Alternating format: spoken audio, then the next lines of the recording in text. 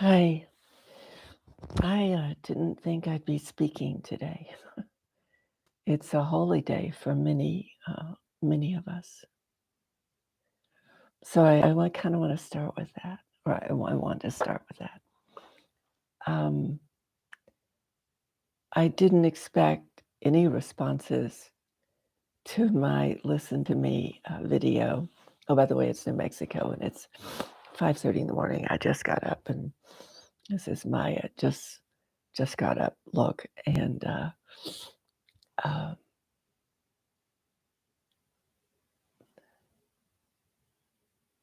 I don't know how to say how appreciative I am.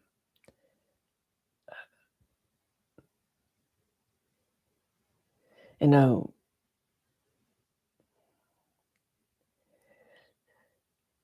I read every one, and I've been reading them today, and particularly appreciative of one statement that I want to handle with incredible care today. You know, I also saw there's someone who studies the Bible, the Old Testament and New Testament, I'm assuming, since the Old Testament belongs to more than just the Christian faith. And I'm appreciative of that. You can language check me.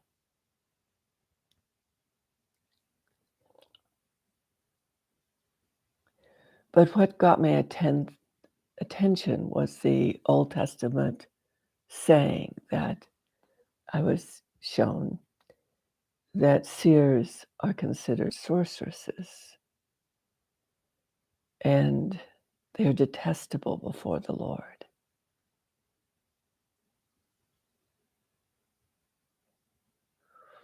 I leave that to you, not me.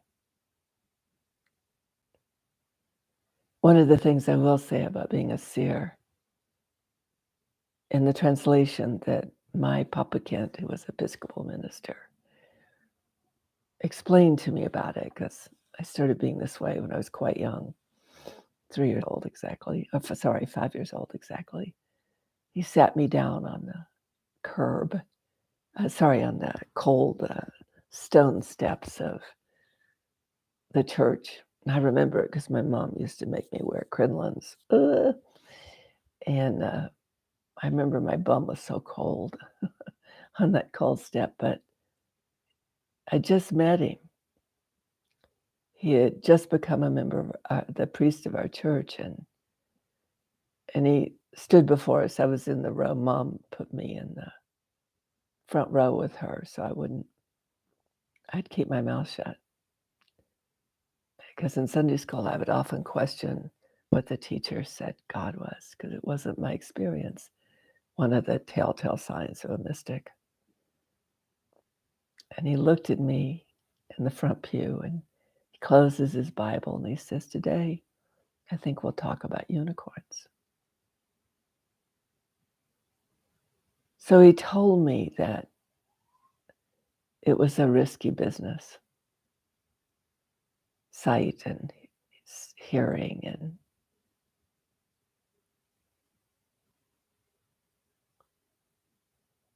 then he told me something else, which is why I'm so appreciative of the person who warned me about myself and others like me. And he actually read me the original. It may not be Aramaic, it may be original Hebrew, but it's certainly not how it got translated into English, no matter what. Because it said, if you cannot, and the gist is that if you can't hear your voice and the voice of another, don't listen.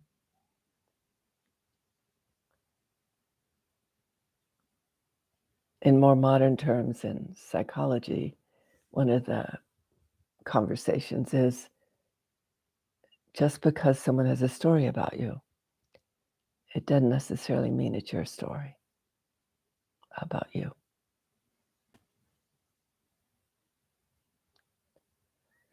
And it's on that faith in what loves us, whatever that is for you and whatever that is for me, It's on that faith and that devotion and that grace that there is that which loves us.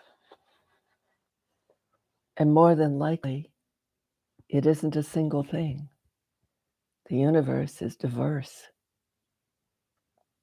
And there's that. It operates on behalf of life, on behalf of your life being full and wondrous and magical, and that which does not.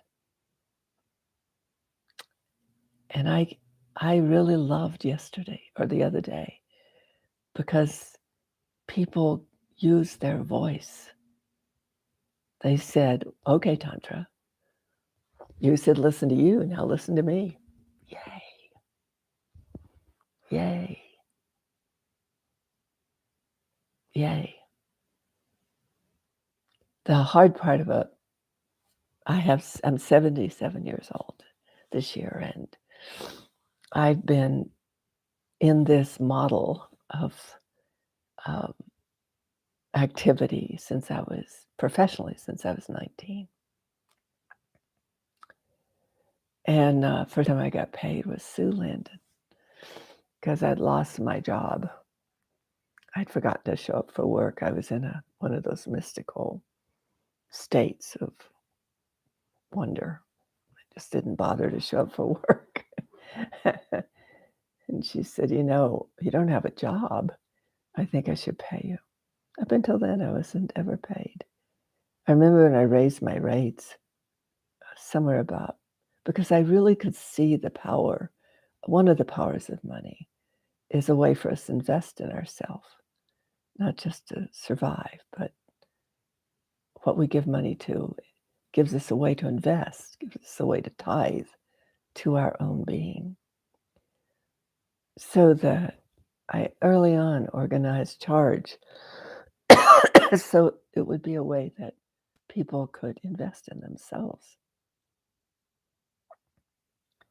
But going back, not to diverse from what I wanted to share, actually, the word Lord was first used about an almighty God. Jesus wasn't here yet. In fact, quite a few names of God, 70, I think, to be exact. Please Bible check me. When Jesus came, he was Lord in a very specific way. If you go all the way back to the Sumerian text, Lord means my beloved. It means what loves me and what I love. In fact, there are tales that human beings prior to the flood actually shared the earth with greater beings.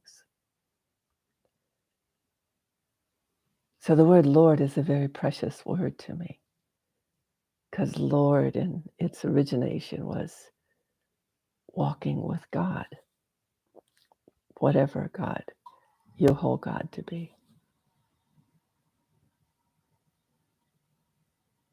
In love, loving each other, actually celebrating awesome, excited love. Also a telltale of a mystic. Because we have a tendency to revel in that relationship, to be in the fruitfulness of the preciousness of it. Also sort of girds our loins for being persecuted. By the way, I did not feel persecuted in any manner. I think it's beautiful. But I wanted to address the person or people that were showing me the way, that Jesus was the way, because I agree. I agree. And even as I have expanded out to understand this amazing thing called faith, it resonates with stories, it resonates with connection, it resonates with feeling like you're in communication with something that loves you.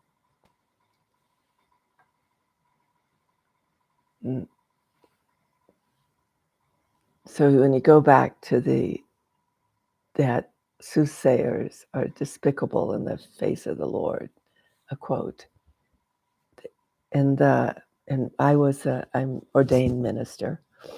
Uh, I was ordained in New York City in St. John's Cathedral, and I was ordained as an interfaith minister because I loved all the names of what loves us in all its multiple forms. But my intro was definitely Jesus.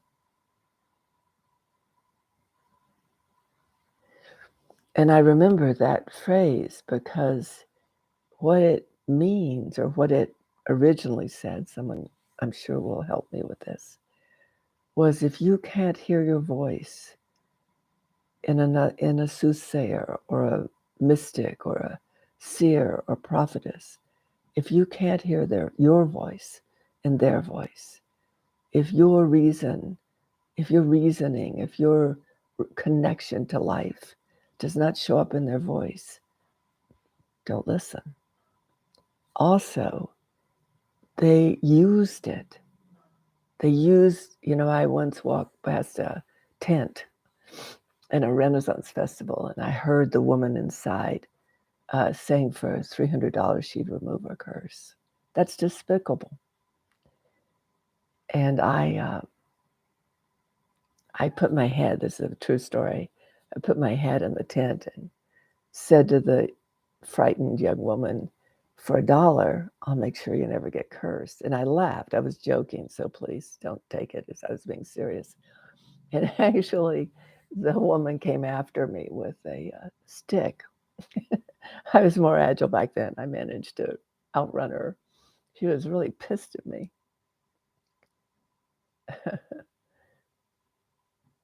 But isn't it fascinating? That was the richest thing that was said to me, because it actually is having me have this conversation this morning in the face of not really wanting to. It's hard to have a voice, isn't it?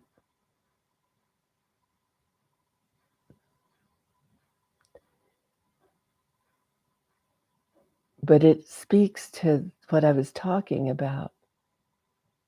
Don't you find it amazing that this beautiful man, he was magic. He told us some really cool things. He said we could walk on water. He said that we could divide loaves and fishes and feed the many. The power of that being in that realm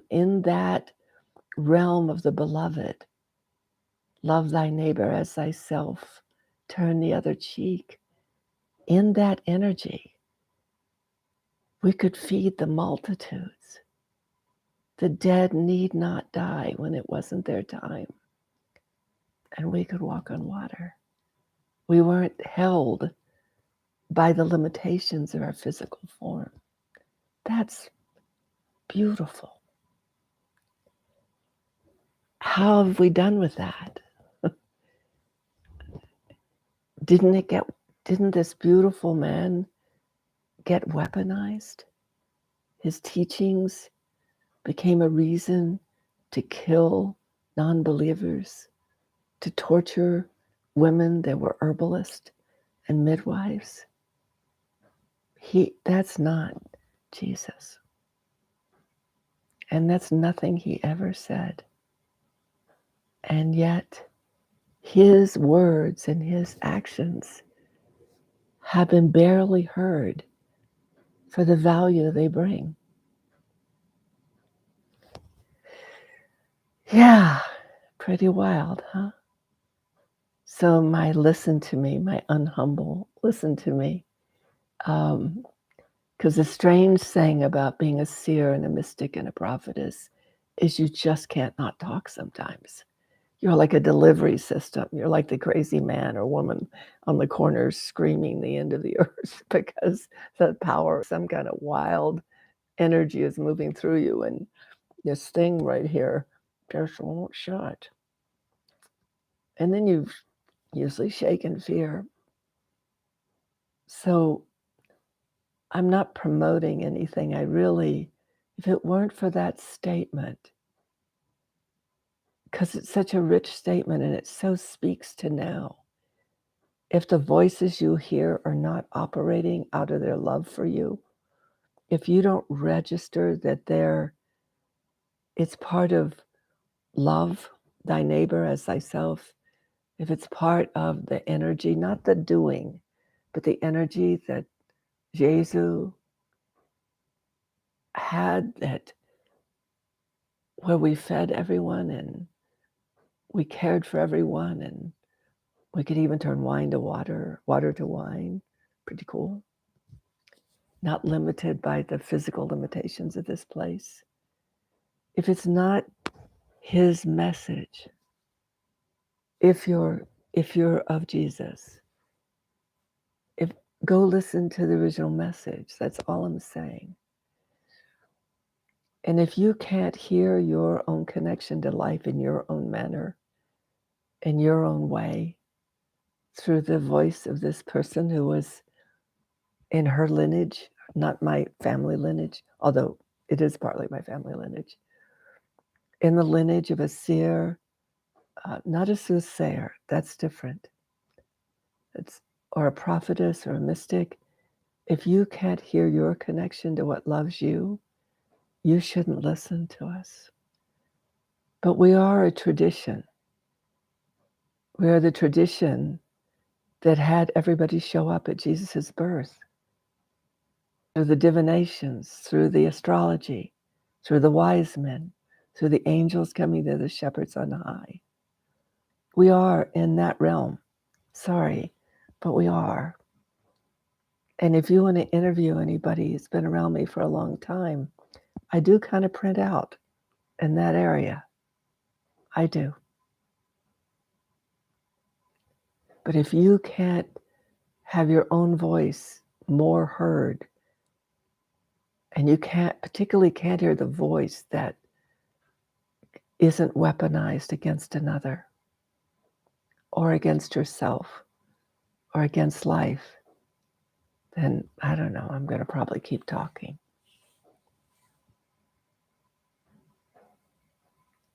That still small voice.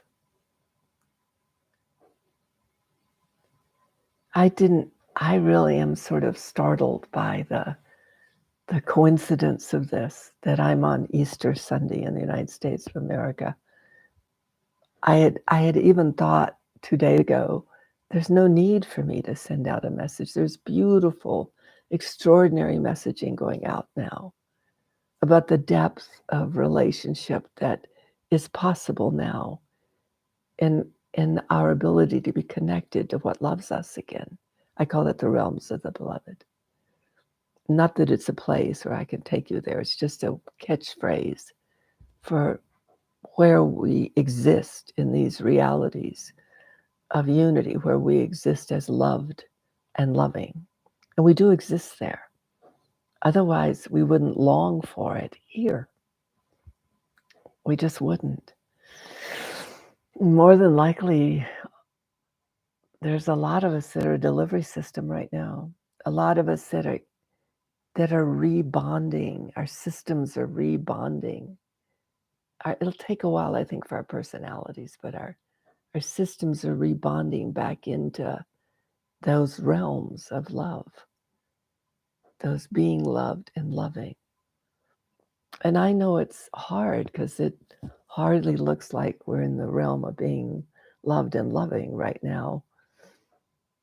And I know I use the word weaponized, but it's such an important word for the mental mind. Our heart wants to love. Our arms want to hold. Our ears want to hear that which is soothing and beautiful about life. It's our mental mind that has been, through strange and unusual means, people, and often the words, kids ask, why mama, why dad? But I never answered that, even for myself, because if we spend our time asking why, there's a train wreck. we'll never just fix the track and put the cars back on the track and make sure it doesn't happen again.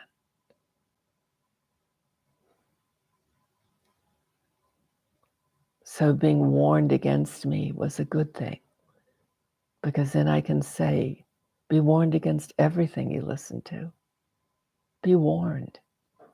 If it doesn't connect you to life or have you exist as whole, if it doesn't if you're a Christian, if it doesn't have you love your neighbor as yourself, if it doesn't have you the ability to turn the other cheek and be busy about what gives you love and what gives you life, and what takes care of your well-being, and where you feel called to, divide the loaves and fishes, or even the more powerful alchemies.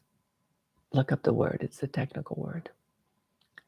Of walking on water, turning water into wine. Clearly not a water thing. These capacities that we were shown that exist in love and being loved and being in the realms of the beloved, the original word for Lord, my beloved. I am beloved of you and you are beloved of me. How cool is that? So I'm very grateful. It creates a proper listening for anyone who speaks, not just me. Anyone who speaks. What does it provide you? What does it give you back your capacity to be your own inner voice? Because you hear it reflected, aspects of it reflected back to you.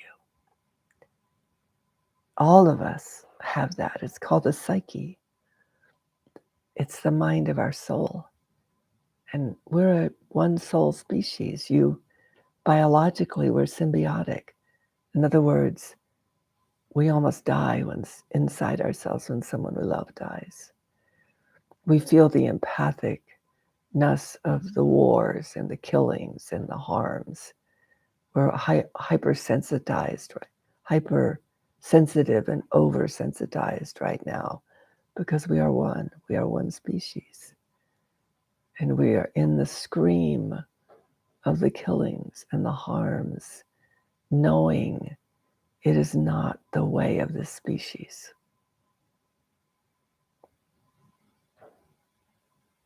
And we gather together in many, many forms. I hibernate. No, that's not the word. I am a hermit. I don't want a public stage. I never have, even though I had one for a while. Because now people need to be in their voice. I wrote a companion book for some work I did, The Language of Creation, Your Original Design. And it was 2013, but I think it was the beginning of moving towards these times. I think it was the beginning of that.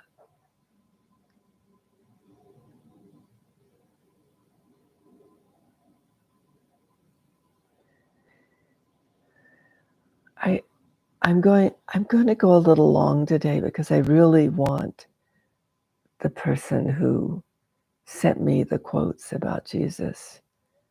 It's really important to me, if you all wouldn't mind, to really let them know that the profundity of my relationship with where I feel loved and where I feel loving.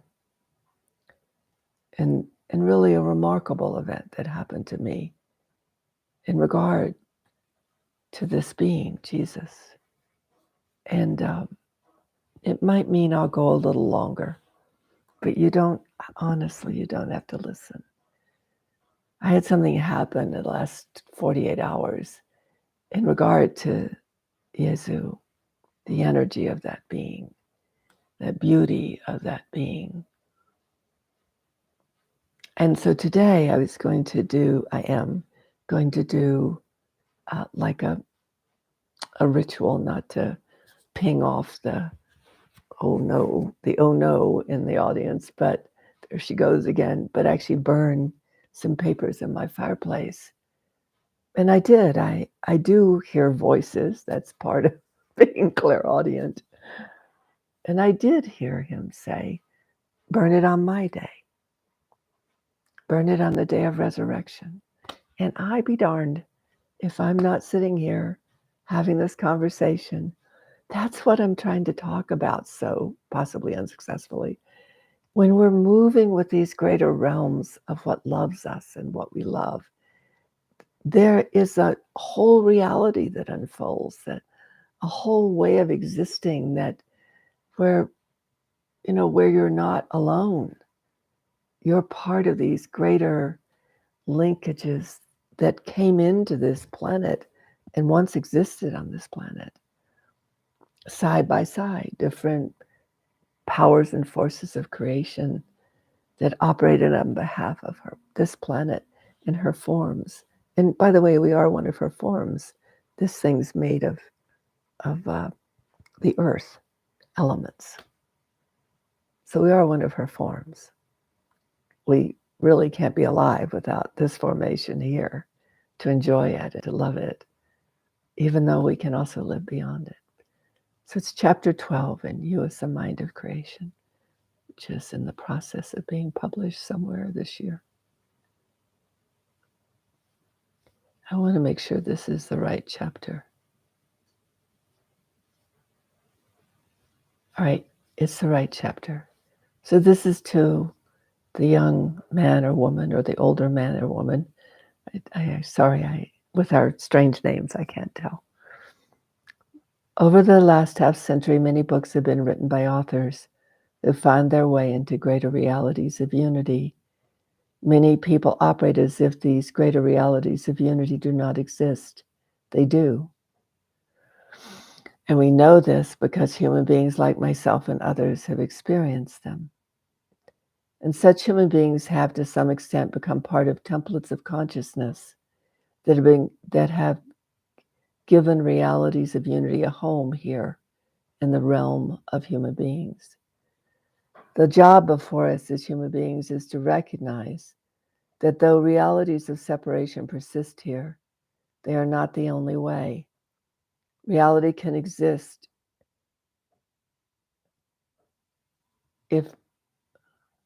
and it's not the only way reality can exist.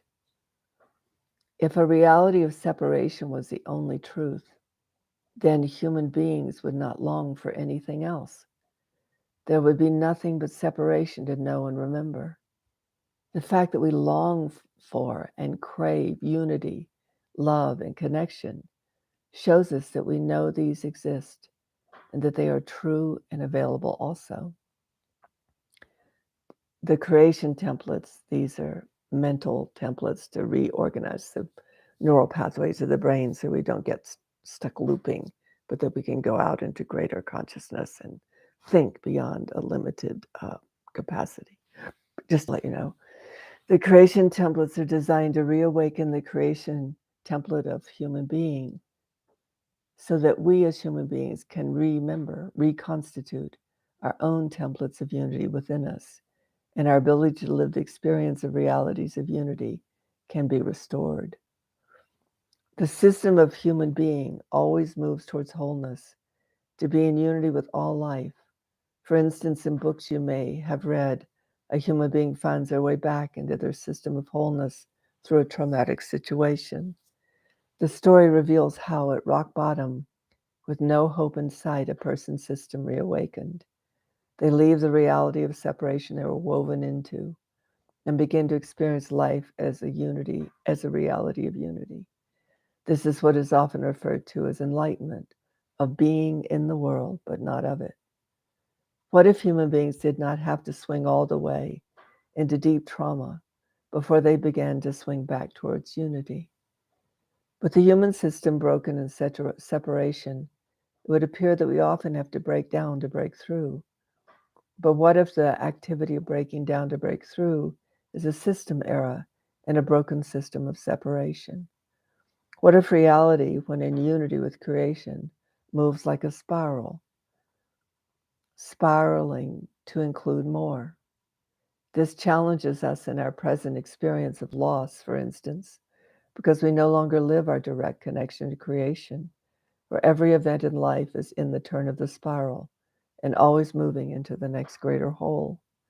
The systemic breakdown that is birth realities of separation does not let us be in the full fragrance of life in all its livings and dyings, its havings and losings.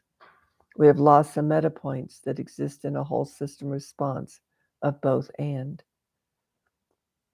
I'm going to scroll down because I want to get to this story. Okay. What is it to gain entrance into a reality of unity when trauma transmutes into wholeness? Here's the story. Thank you for your listening. My son Jeremy was my entrance into reality of unity.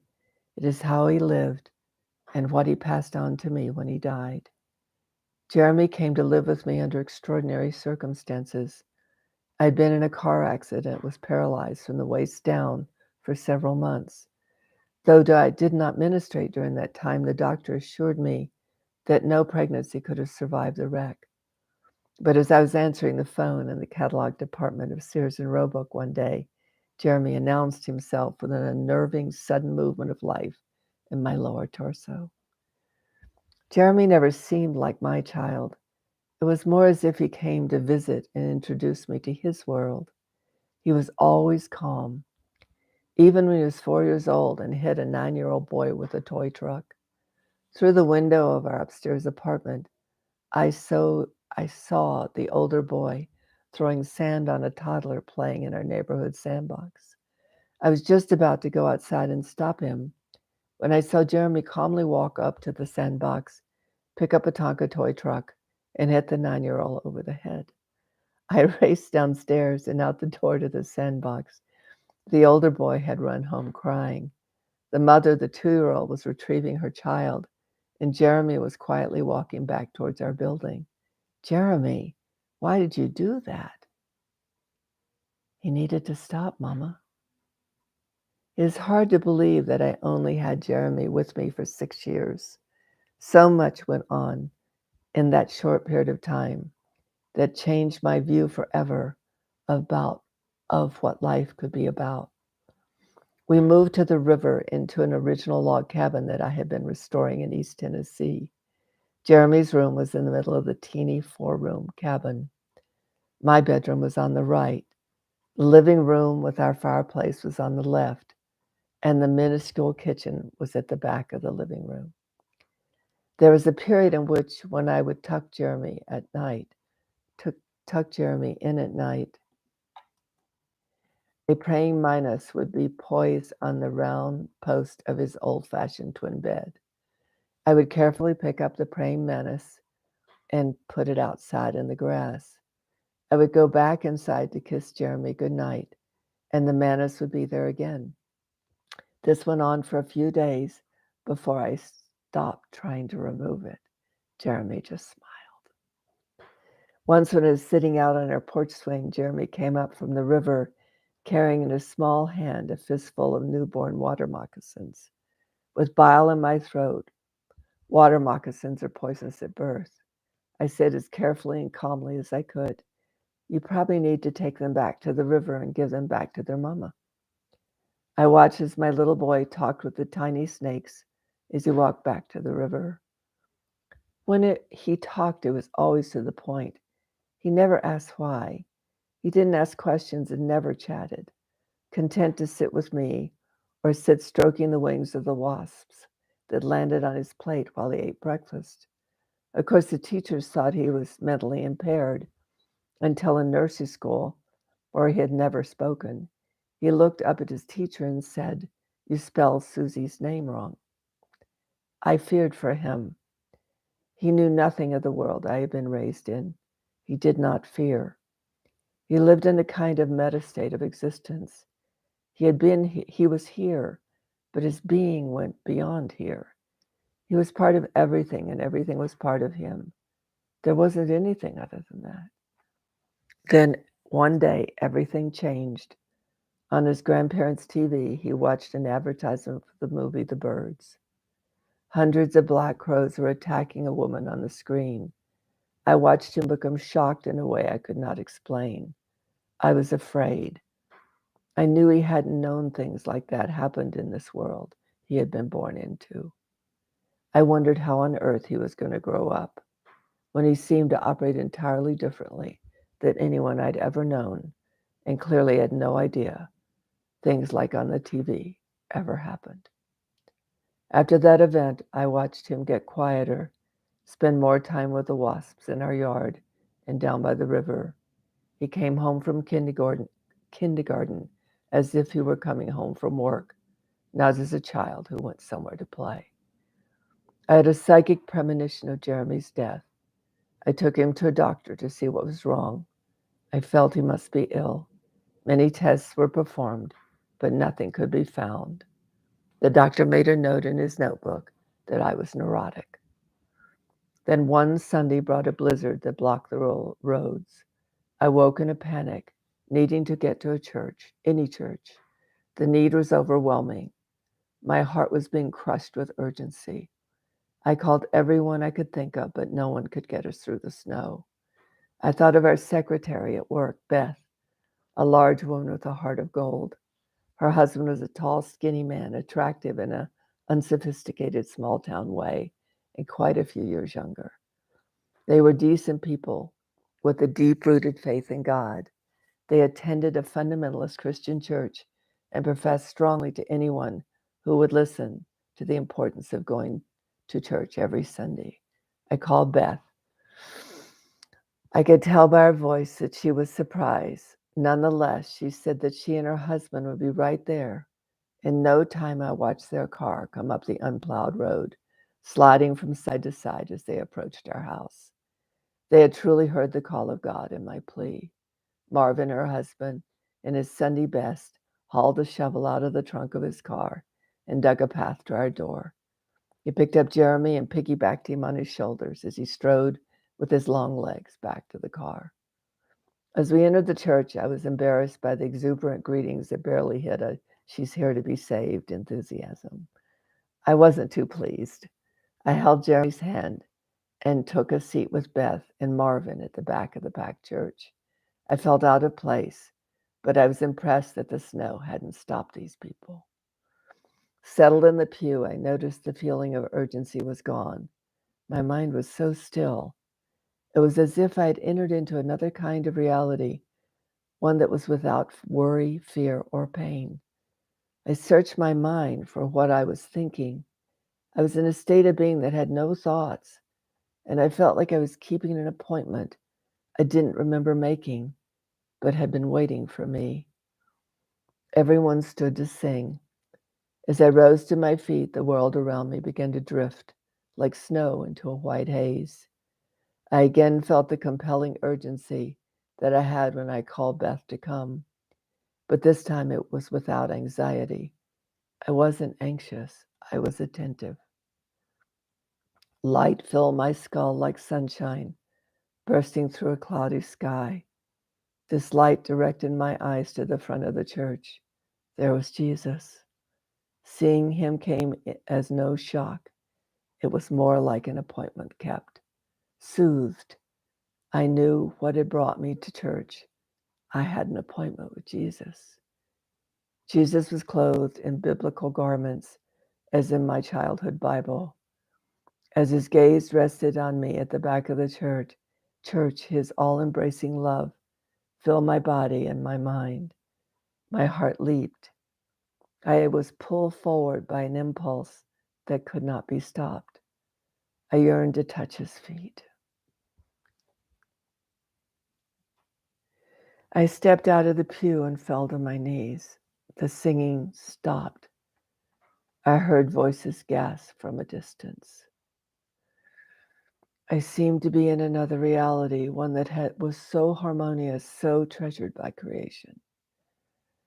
Everything felt so pristine. I was in a treasure trove of remembrance. Before I had only conceptualized grace. Now grace illumined every atom of me. A fullness of sensation organized everything around me into patterns of expression that could only be described as paradise. I was engulfed in exquisite silence. I wept as I crawled down the aisle towards his brown, dusty feet clad in warm, woven sandals in a radiant state that was all pervasive. Finally, I was right below him. I felt my spirit alive in a remembered promise of love as I closed my eyes and laid my head upon his feet. His simple, penetrating presence filled me. A meditative existence that I would never forget enfolded me. Suddenly, a cacophony of praise the Lord rang out all around me. An eternity had passed as I opened my eyes to a bevy of people crowded around me, shouting with raised hands. Beth and Marvin had brought Jeremy to the front with them. Jeremy was smiling with the same radiance I had experienced with Jesus. I grabbed him and hugged him. A yoke of spirit bound our hearts tightly at that moment. I knew we would never be apart. With Jeremy tied in my arms, Marvin helped me up, moving in rhythm with the power of the Lord, gospel singing as we left. Marvin and Beth took us home. They respectfully stayed silent. I remained in the arms of in the arms of Jesus state for the rest of the day. The next weekend, Jeremy spent the night with his godparents. When I picked him up from their house, he was sluggish and feverish. I took him home and put him to bed, and when I tried to get him up, he did not wake. The doctor told us to meet him in the emergency room. Jeremy was floppy, as if he were a rag doll that had never had bones. When I arrived at the hospital, the nurses lay him under a plastic tent filled with oxygen. He was in a coma from which he would never wake. As the days in the hospital droned on, I found out things about my son I had never known. Every night I came out of the intensive care ward to find the mothers from his school there. They all had a Jeremy story. They called him an angel. The gratitude in their hearts for the difference my son had made in their children's lives astounded me. The state of being that began in the church that day embraced me. Even the agony of watching Jeremy lifeless in his hospital bed. Though the horror of the possibility of his death was upon me, I felt an unexplainable, inseparable bond with him in my heart. It was the loss of his physical form that I feared. Jeremy had been on a respirator for 5 days. An expectant pain gripped my heart as I watched the male nurse who'd been with us the entire time tidy his bed.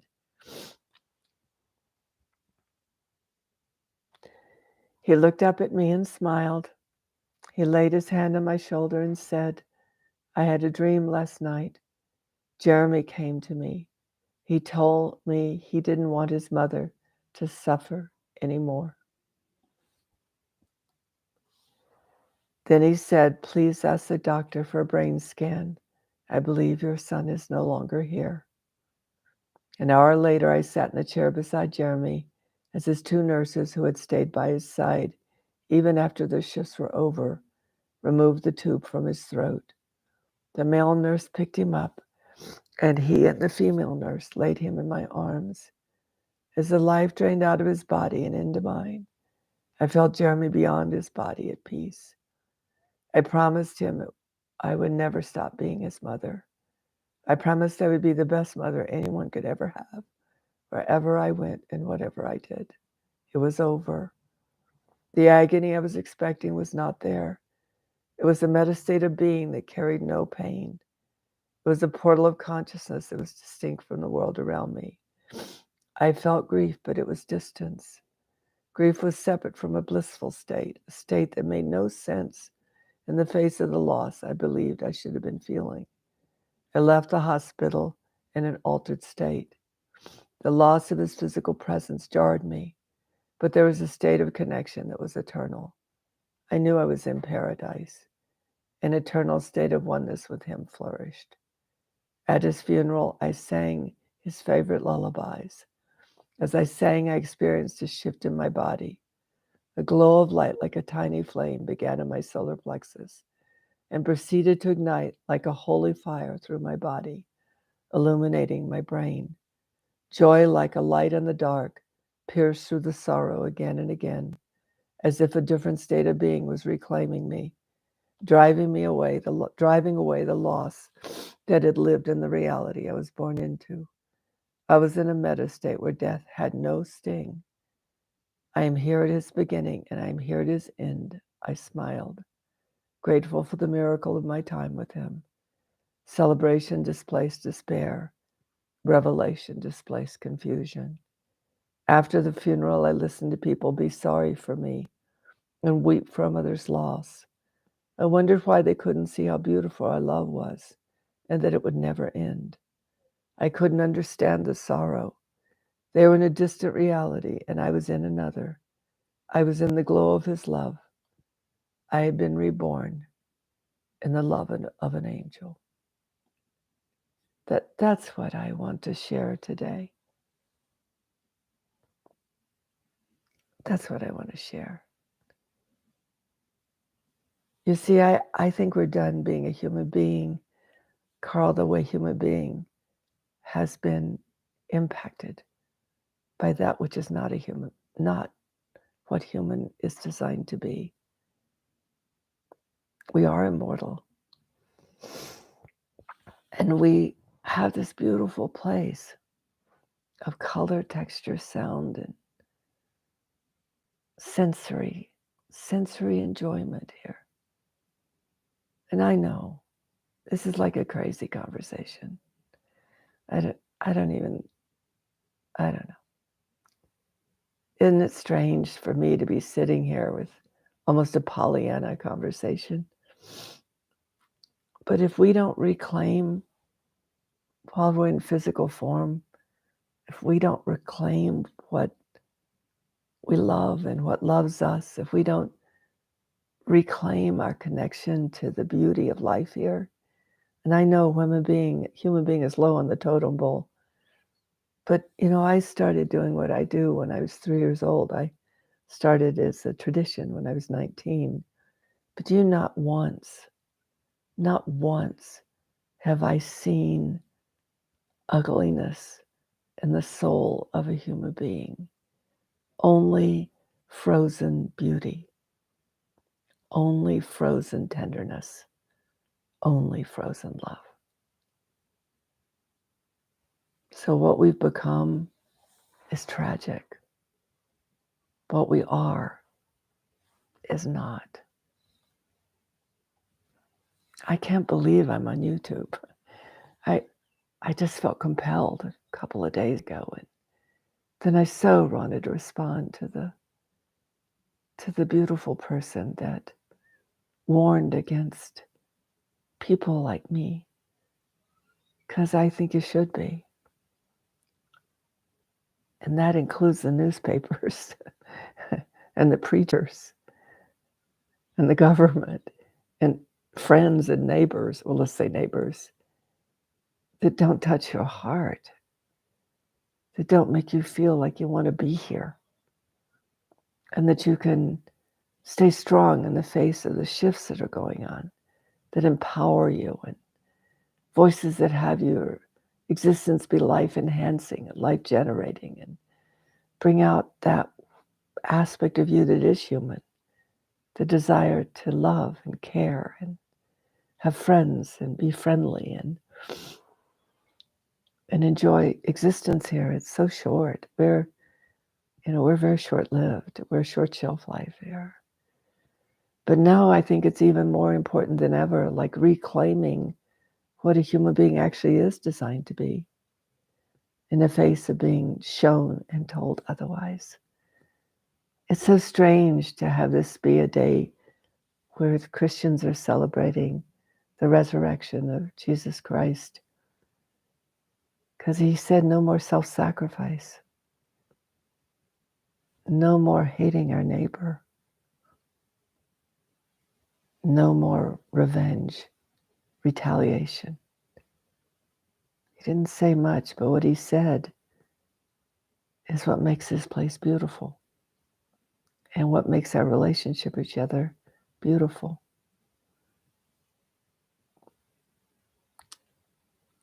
And without meaning to, my friend, this beautiful, beautiful human being that was also immortal, like us.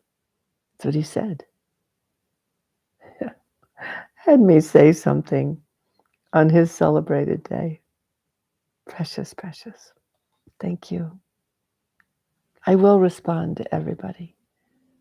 It I just didn't know there were people that were responding on the chat. I, I really am a hermit. Thank you for your time. May Easter be restored to our capacity for resurrecting our love and all the things that beautiful man came here to show us that we are.